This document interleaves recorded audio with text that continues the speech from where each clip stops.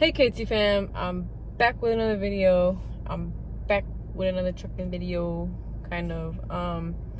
So as you can tell by the title and by me sitting in my car right now, yeah, what this video is gonna be about. So I've attempted to make this video many times, and I finished making it.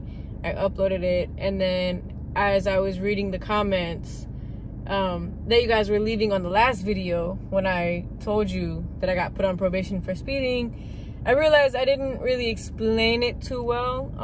So I'm just gonna start from the beginning to the end.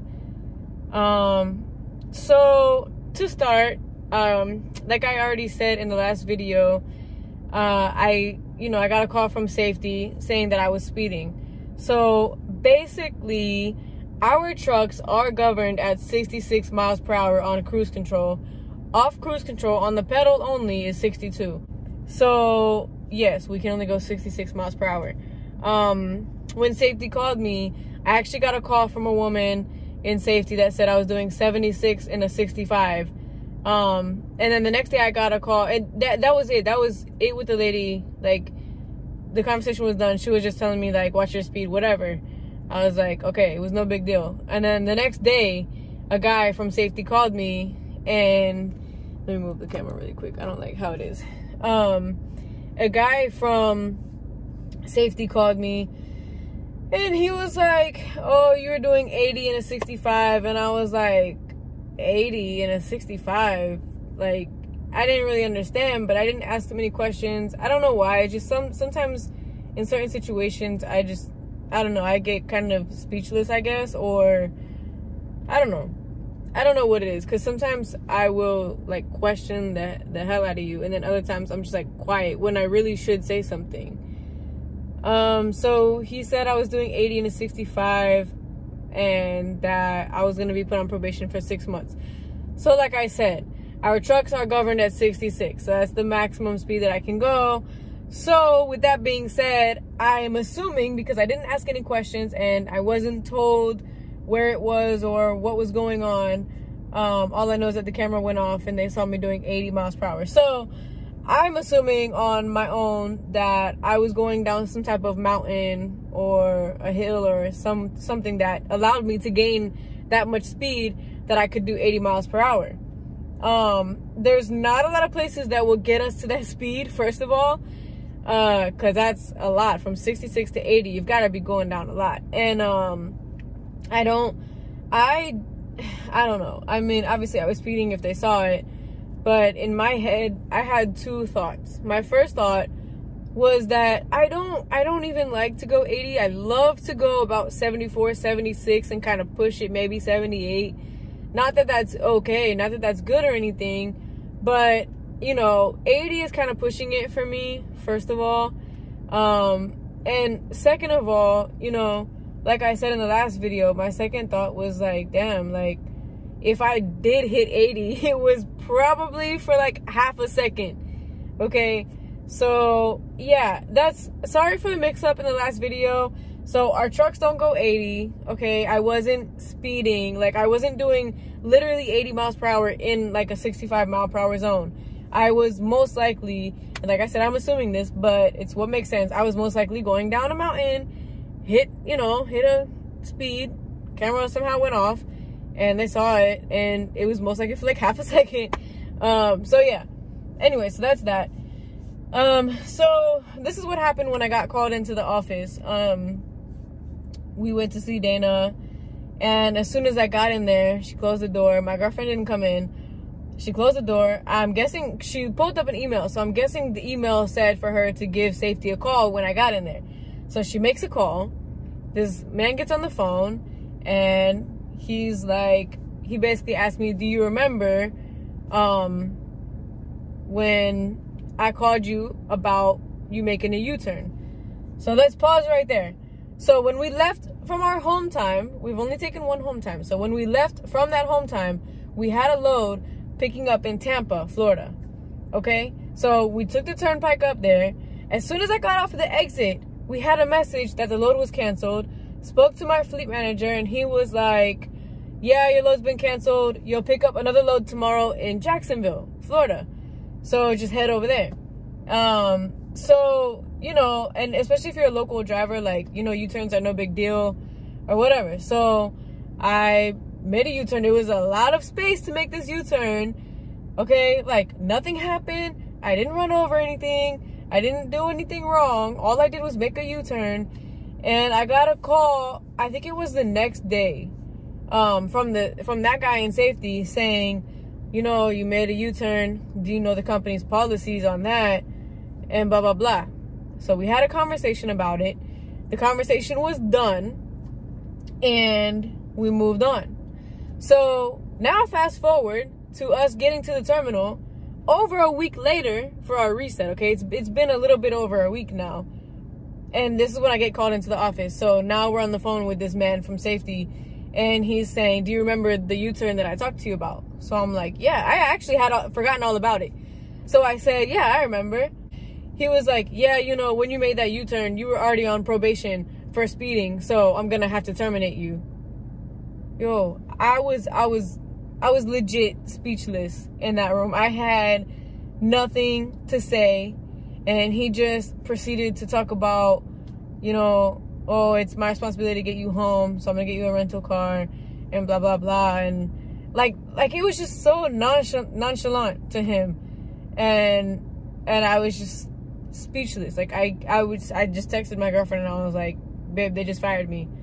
And like, so she came into the room, not right away, but I told her to come in after a little bit and explain to her what happened. Nobody knew what was gonna happen.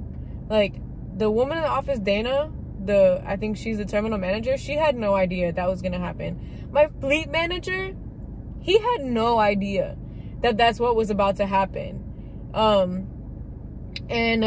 So yeah, so that's the story. And basically I was really hurt.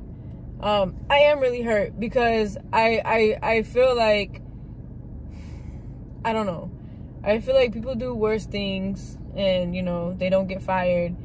And I don't feel as though my speeding was that bad of a thing, because it's not like it was a constant speeding. I wasn't doing like a actually 80 in a 65 mile an hour zone. You know what I mean? Like, I basically hit it for like half a second. It's not like I was constantly going that speed, you know? I mean, I could understand maybe that, or at least give me a warning. Like, I don't feel like I should have been, boom, you're on probation for 6 months.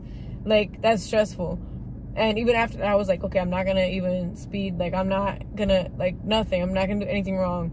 And then the U-turn happened, which I also didn't think was a big deal, but apparently it is. So I got let go. And what hurts the most is, you know, obviously it hurts to like lose a job, but what hurts the most is the fact that my girlfriend and I do have goals. And like, man, when I tell you, I feel like I was on a NASCAR track to those goals. Man, like, USXPRESS, they pay us good.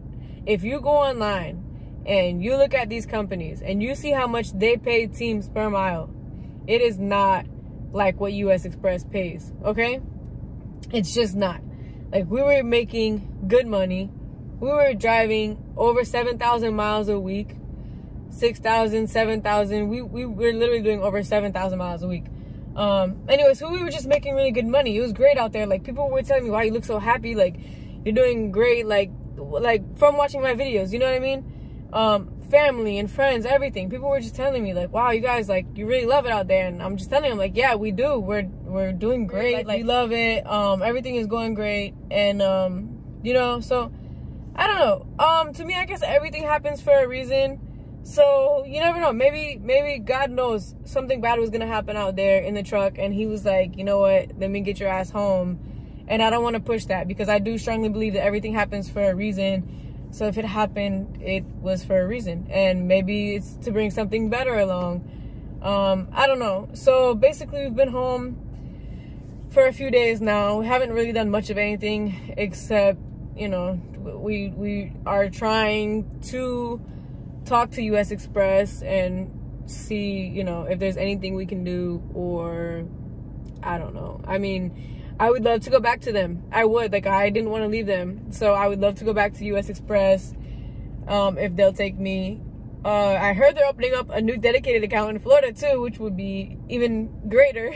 So I don't know, but yeah, so that's the update. You know, I'm smiling now, but it's been a few days, and we have been sad. I feel really bad because it's not my girlfriend's fault, and you know, she came home because we're together and she doesn't want to team with somebody else, and you know, we do this together. So, you know, I do feel bad because not only did I lose my job, but I basically made her lose hers too, you know, even though she did have a choice, but not really. Like, you know, if you guys are in a relationship, you'll understand. So, yeah, it's just a lot to it, and we are sad, but we do understand that everything happens for a reason and that there's hopefully something better to come. We have goals, and like I said in another video, you know, I've done a lot since I've become a truck driver. You know, I've paid off a lot of debt. I've done a lot of things, okay? I've taken care of a lot of things, and I have more things that I want to do. So I need to keep a job. Damn it. I know you guys talk about me being a job hopper, but this one was not my fault. So I worked at Werner for a year. I worked at US Foods for 8 months. If you want to count, well, okay, US Express Target account, which I wish they still had. And then if you want to count BC Coffee, but I lost that one because of coronavirus. And then back to US Express. Out of those three, US Express, best paying one. Best paying one out of those three. Even when I was unloading at US Foods, working damn near 60, 70 hours a week, busting my ass, physically unloading the trailer, US Express paid us the best, and we were banking out there. Like, I don't know. I hear a lot of people, and they're like, yeah, you can make like 900 to 1100 a week. That's not a lot, okay? I'm not talking about that's what we were making, okay? You guys always ask, what do we make? What do we make? And that is something that I don't want to share, which I know you guys want me to share, but it's not, like, to me, I'm just going to tell you this, 900 to like 1100 is not good, okay? To me, that's not good, and that's not what we make, and that's not what I will settle for, okay? So we're just going to put it that way. We're banking at US Express, and I'm really sad that we lost them. And yeah, so I'm gonna keep you guys on this journey with me, you know, as far as what companies I'm gonna look into. If you guys have any suggestions, definitely let me know where to go. We need a company that, you know, I mean, we'll take dedicated would be the best, but over the road, you know, I was happy. I was living my life out there. I was, you know, no complaints.